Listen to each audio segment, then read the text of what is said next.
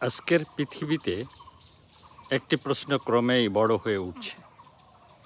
এই পৃথিবীতে কি সত্যি সবার জন্য সমান সুযোগ আছে? একটু চারপাশে তাকান। একদিকে কেউ বিলাসবহুল অট্টালিকায় বসে কোটি কোটি টাকার হিসাব করছে, অন্যদিকে কেউ দিনের শেষে একটি সাধারণ খাবারের জন্য সংগ্রাম করছে। কেন এমন হচ্ছে? একজন শ্রমিক সকাল থেকে সন্ধ্যা পর্যন্ত পরিশ্রম করে। তার প্রশ্ন, আমি এত পরিশ্রম করি তবু কেন আমার জীবনের স্থিরতা আসে না? একজন মধ্যবিত্ত চাকরিজীবী ভাবে মাস শেষে হিসাব মিলাতে এত কষ্ট কেন? একজন তরুণ ভাবে এত পড়াশোনা করেও ভবিষ্যৎ এত অনিশ্চিত কেন? একজন কৃষক ভাবে আমি খাদ্য উৎপাদন করি তবু আমার নিজের জীবন এত কঠিন কেন? অপরদিকে প্রশ্ন ওঠে, কেন পৃথিবীর অল্প কিছু মানুষ হাতে এত বিপুল সম্পদ জমা হচ্ছে?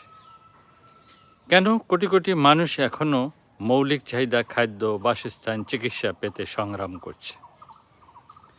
এটা কি শুধু অর্থনৈতিক নিয়ম, নাকি আমাদের সমাজের কাঠামোর কোথাও বড় একটি অসাম্য লুকিয়ে আছে? প্রযুক্তি বাড়ছে, উৎপাদন বাড়ছে, বিশ্ব অর্থনীতি বড় হচ্ছে, তবু সাধারণ মানুষের জীবনে চাপ কেন কমছে না? কেন অনেক মানুষ মনে করে যতই চেষ্টা করি যেন সামনে এগোনোর পথ সংকীর্ণ হয়ে যাচ্ছে? তাহলে কি পৃথিবী এমন একটি ব্যবস্থার দিকে যাচ্ছে যেখানে কিছু মানুষ অসীম সম্পদের মালিক হবে আর অধিকাংশ মানুষ শুধু বেঁচে থাকার জন্য সংগ্রাম করবে? এই প্রশ্ন শুধু অর্থনীতির নয়, এটি মানুষের অস্তিত্বের প্রশ্ন।